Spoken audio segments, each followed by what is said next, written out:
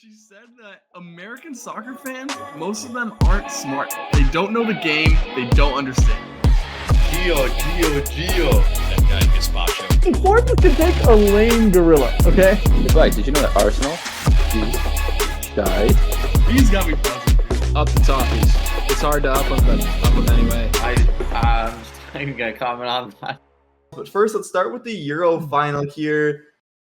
Mike, Spain comes out on top 2-1. We thought for a second Mr. Cold Palmer would have given England the chance to not lose in back-to-back Euro finals. Gareth Southgate's boys could not get it done. Spain comes back with a beautiful ball from Cucurella to Orizabal, and boom, that is it. 86th minute, no real room for England to counter.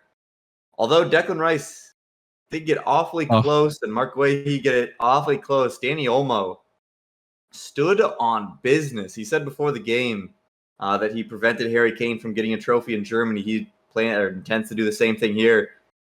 He did exactly that. That is the definition of standing on business. Mike, England lose another final. I mean, it's 2 finals in a row, 2 Euro finals. They lost in the semifinal of the World Cup. Gareth Southgate is getting them there, but they're not winning. Is it time for a switch in manager for them? They were robbed. I mean, they were robbed. Shut up. Oh my God. Second goal's offside. No, I'm just kidding. Whatever. You can trust technology if you prefer. I don't. I call it with my own eyes, and I'm always right. I don't know if it's a time for a change at the wheel. I mean, Gareth's done a job. He gets a lot of hate because they don't play that well all the time. It's not pretty to watch, but he gets results and he gets deep tournament runs, which is pretty impressive. I mean, apart from not winning, which comes down to maybe some bad luck, maybe it's on him. I think it's mostly on the players in this case. He's done a serviceable job. Is someone else going to be able to take them further?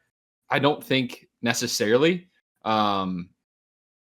Sometimes you're just not the better team. And they definitely weren't the better team on the day. If you look at all the finals they've done, all the deep tournament runs, yeah, maybe they should have beat Italy in the Euro 2020 final. But the rest of them, I think they were kind of outclassed and just outplayed. They played fine yesterday, but I thought Spain were definitely the better team.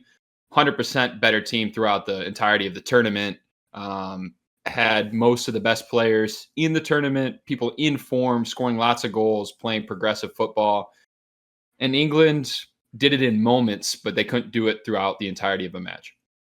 Yeah, and we'll get to Spain because they had a hell of a run to get here, and we want to run through that, give them their flowers. But it begs the question, is the side of the bracket that England was on, was it just kind of a Band-Aid for what we saw from Gareth Southgate? Because didn't look great in the group, didn't look great really in the knockout rounds, but they didn't really go up against anybody close to this real level. Obviously, the Netherlands, they beat them to get here, but I mean, they didn't really have any massive games in terms of England on their side of the bracket, and they struggled even in those games. Was that maybe a Band-Aid that makes Southgate look better than it is, or do you still give him full credit for getting to another final here?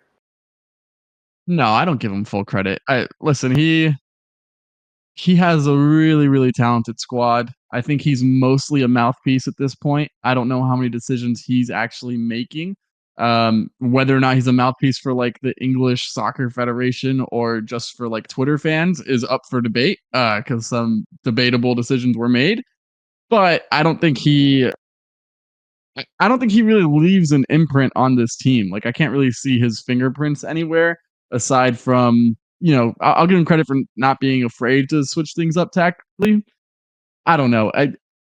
If you make a lot of deep runs and you have won something before, then you can be applauded for making a lot of deep runs.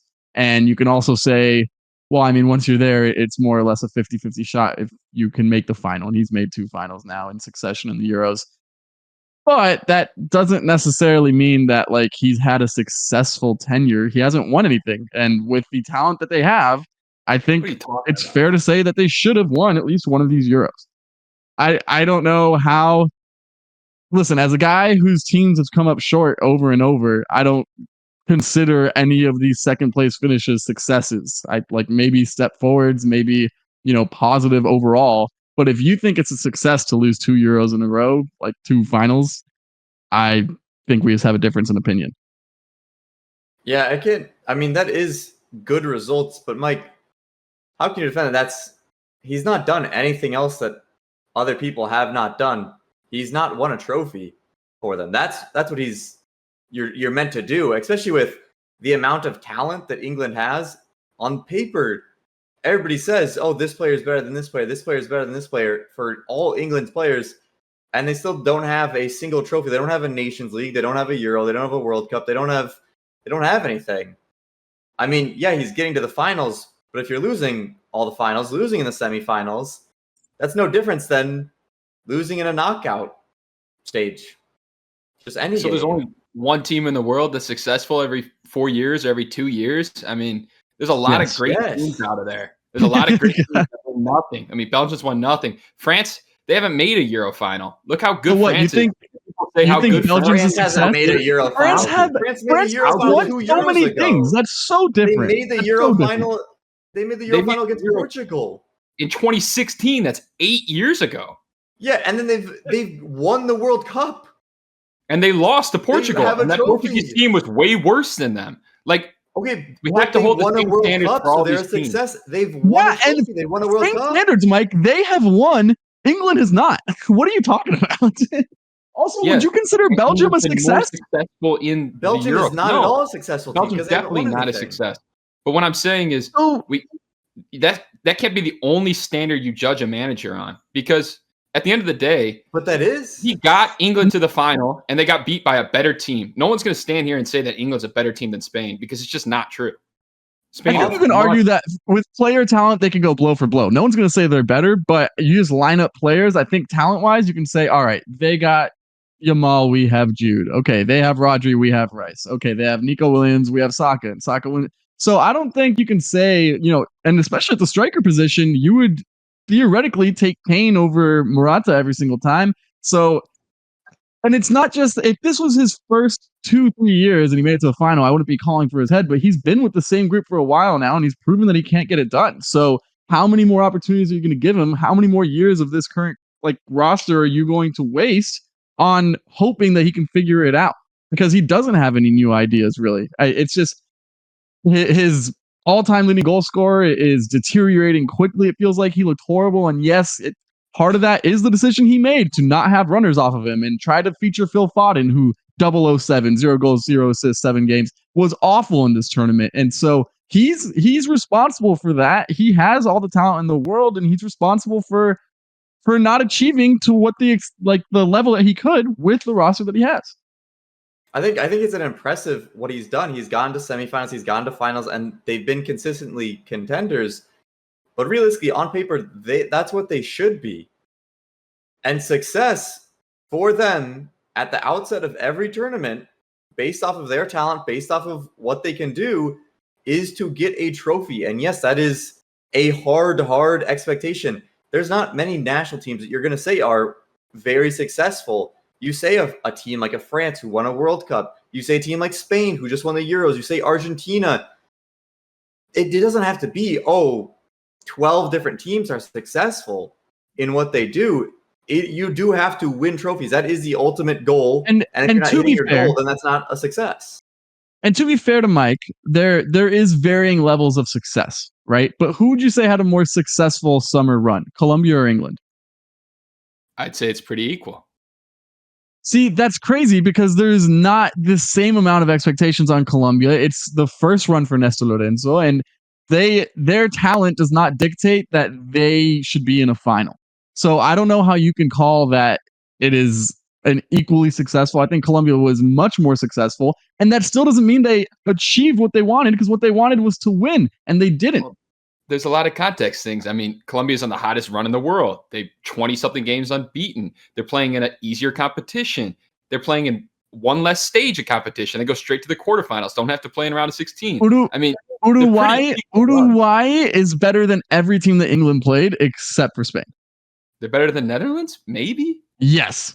I think they're about level. But regardless, neither of them won the trophy. So I wouldn't say that Nestor Lorenzo and Colombia are coming out thinking, oh, that was such a great success. And England should not either. And England came in as the one of, if not the favorite of the tournament. So if you come in as the favorite or one of the favorites of the tournament and you don't win, you can't say, hey, you know what, we made another final. That's a success. That's just not what success is. You have to finish the job. Definitely not a success, but I think Gareth gets a lot of slack and hate, and I think it's been a relatively successful term at manager, especially compared to some of his past managers in the England shirt. I mean, they're coming off a 20-year historic bad run where they didn't make any sort of deep runs in tournaments, and now he's done it for a decade straight. I mean, he deserves some sort of credit. I mean, certainly some credit, but to say he had What do you think it's time?